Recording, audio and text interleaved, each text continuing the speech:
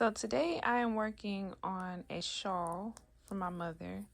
I mentioned it inside of the podcast the other day, and I'm going to use it to demonstrate how I knit. So there are different ways that you can knit, and when I first learned how to knit, it was like this. It was the throw method. It was you don't hold the yarn, you put the needle in, you pick up the yarn, you wrap it around, drop it, and pull through, right? As I began to get better at knitting, I actually tried continental. And so continental is the other way. So it's in my left hand. And for a long time, I thought this was going to be the only way that I would be able to knit faster.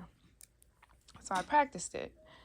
And you basically hold the yarn like this with it wrapped behind the pinky and then under the pointer, and then it's kind of like a grabbing method. Let me get myself together.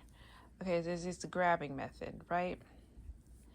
But what I found when it came to knitting like this is that many of the stitches that I had to learn how to do became very complicated in the process of knitting continental. For instance, yarning over when I was making lace projects or lace socks. The other issue that I had is when it came to purling.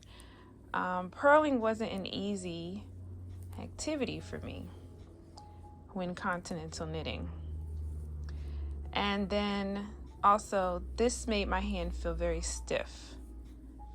It was just something about this process that I did not enjoy. So, over time, I began to hold my yarn and grab and knit like this. And this is still considered a throw method, but I will still be letting go of the project and throwing the yarn and grabbing the project again. Now, there's nothing wrong with this, but what happens is you kind of slow yourself down and you have to pay more attention to how you're knitting because you have to grab the needle again, right? So I learned one day that there was something called flick knitting. And while I still do this throwing method sometimes, the flick knitting became the style of knitting that I enjoyed more because it was like a continental style knitting but for right-handed method, and also it didn't cause pain in my hands, and it made me feel like I would knit faster. So I'm gonna finish this row by throwing, and as you can see, I'm not dropping the yarn because I have it wrapped around my fingers here, but I'm gonna start the new row and then I'm gonna show you.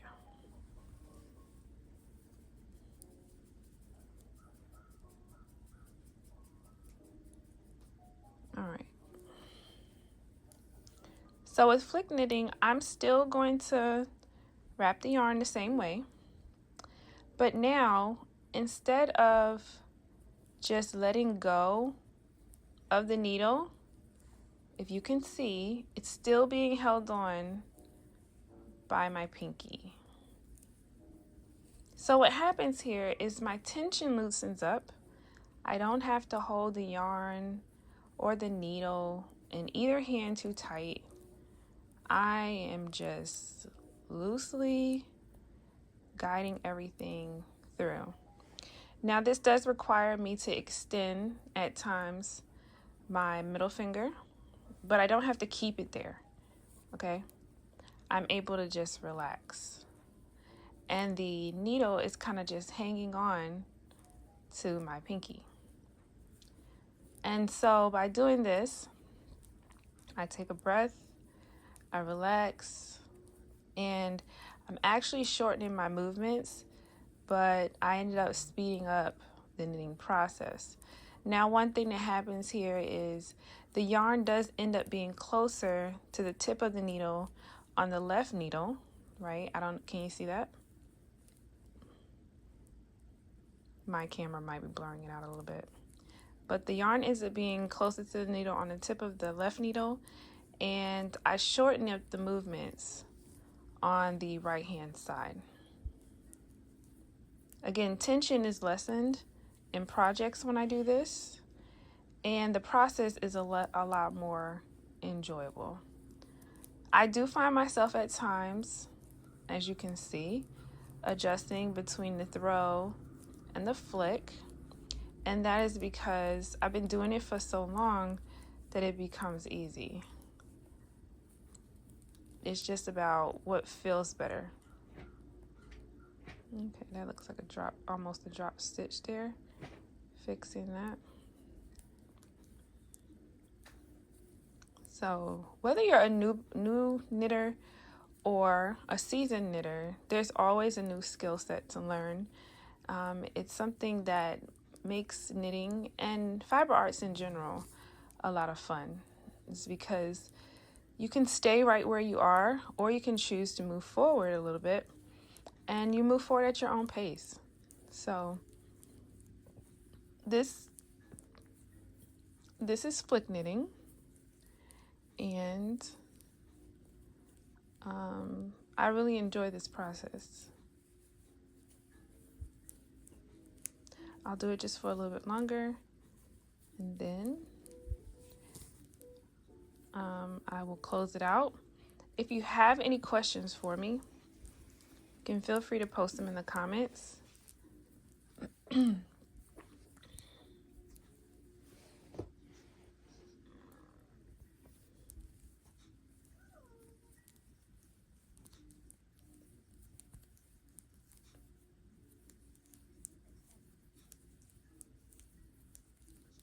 I will also tell you the same motion. I use the same motion for purling, and I will do that in another video. I'll show you how I purl when it comes to my style of knitting.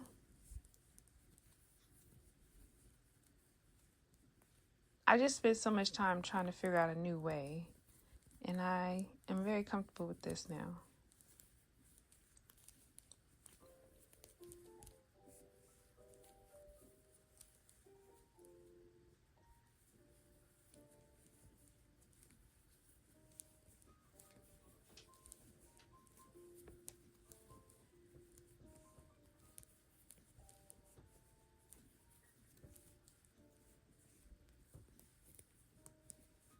All right, this project that I'm making is the half and half shawl by Pearl Soho, and it requires me to do a wrap and turn.